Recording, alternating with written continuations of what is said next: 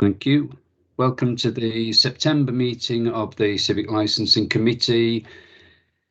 Can I ask apologies? Yes, Vice Convener, there's apologies from Councillor Fotheringham and Councillor King.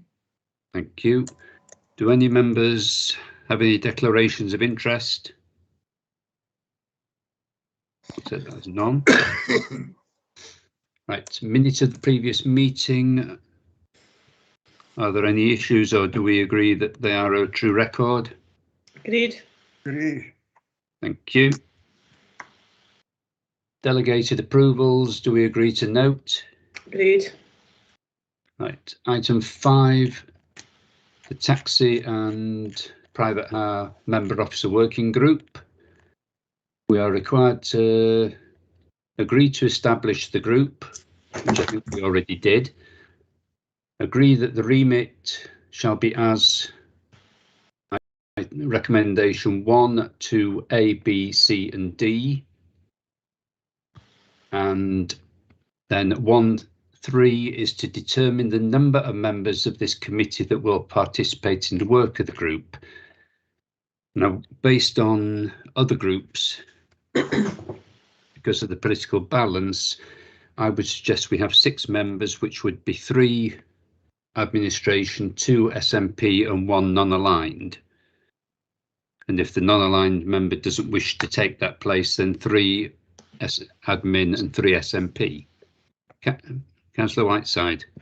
That seems excessive. I've got some concerns about this member officer group. I think, given that the items have been agreed previously as part of the normal committee, I wouldn't like to think that too much officer time was taken up with this. Given the size of the committee, I think 4 would be more than adequate personally, but I'd be interested to hear what other members think, and also perhaps some of our officers, if they've got any views on how much time this is likely to take up for people, and how many meetings they anticipate will be required. Right, Councillor Durno, your thoughts?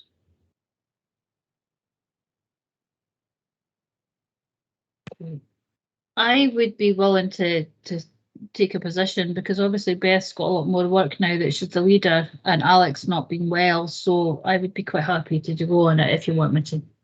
But would you I think yeah, I think 4 is probably enough, because you have enough a lot of some of the councillors on other big meetings, and you know, a lot of them have been ill lately as well, so yeah. 2, well, would be 2 administration, 1 SNP, 1 non-aligned. Yeah, I think that would be fine. Right, and I have discussed this with Mr. Thompson before proposing this, and we will meet, but we will not overload the officers. It will be as it required. We have actually item 4 to determine the membership of the group, and we shall work with the officers to ensure that it is not putting too great a load on them.